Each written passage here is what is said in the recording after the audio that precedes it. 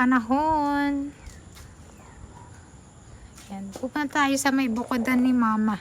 Sa may upuhan ba? Okay. Kailangan natin magpag-guide kasi baka tayo ay matuklaw ng ahas.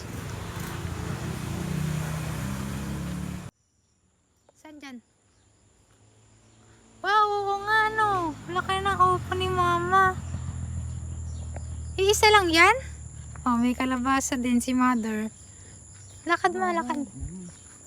Wala pang bunga kalabasa ma. Ang kakatuwa naman ng upo.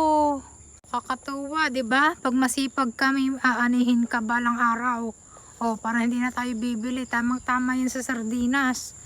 Kinisang upo na aba, may patani rin tayo. Wow. Patani, oh.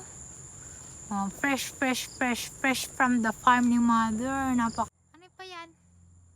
Oh, taray, oh. Nakahilerang balinghoy. Oh, gandun. Doon, napakasipag naman ha. Oh, pwede na to i-harvest. Oh, mataba na. Magbulang lang tayo mamaya.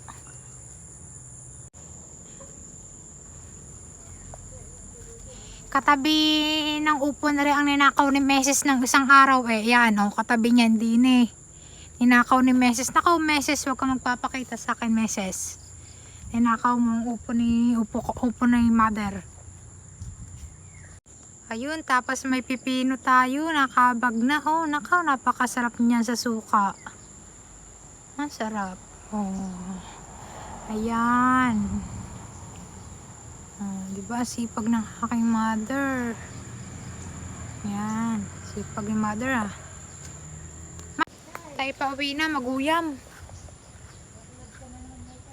Maguyam. Uwi na tayo.